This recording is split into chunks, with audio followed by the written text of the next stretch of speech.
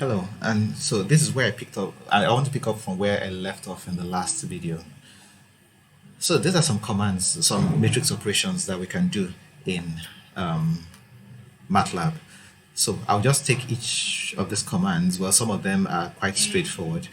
The inverse command, determinant command, those assume that your matrix is a square matrix. And so let's just go to the MATLAB environment. We have C being a square matrix. So let's clear the command window. We have C being a square matrix. So I could find the determinant of C by simply issuing that command, and it gives me a determinant. I could find the inverse of C by issuing this command, and it finds the inverse of C. That is straightforward.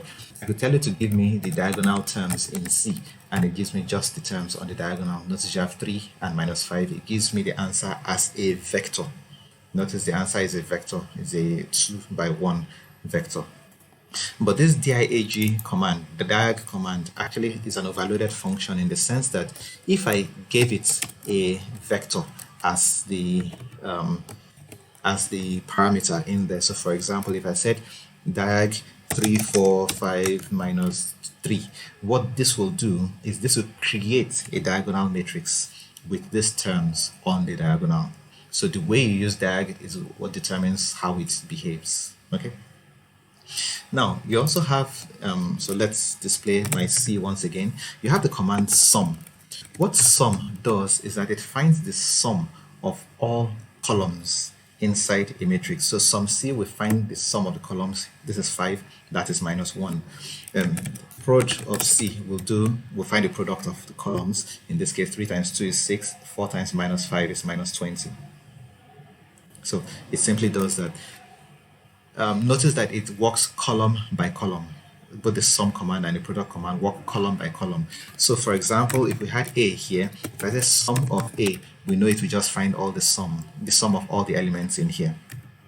But once again, this sum command, you could say it's somewhat overloaded in the sense that if what you had instead had been a row function and you issue the command sum of B, then it just sums all the elements in there.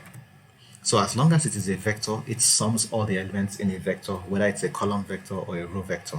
But if it is a matrix, then it sums the columns, it sums the matrix one column at a time. So let's go back to my C. What if I wanted to find the sum of all the elements inside this matrix? What can I do?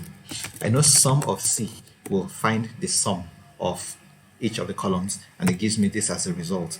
But I know the sum of ANS gives me the sum of all the elements because ANS is the sum of the columns. So it means that I can actually just do sum of C, and it gives me the sum of all the elements inside of C.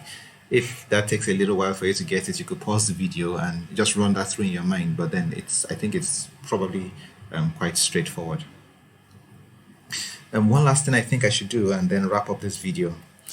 How do we find the transpose of a matrix? Well, to find transpose of a matrix, we have, well, there are a number of ways. The easiest way, which we will often use, if this is my A, then A prime gives me the transpose. Okay, so just A prime gives me the transpose. Now, there is A prime, there's A dot prime. In this case, they give exactly the same thing, but I think we had F is a complex matrix. Yes, now, let me do this. Let me do F prime and F dot prime, and then you see the difference between the prime and the dot prime. Now take note, F gives, here we have +1.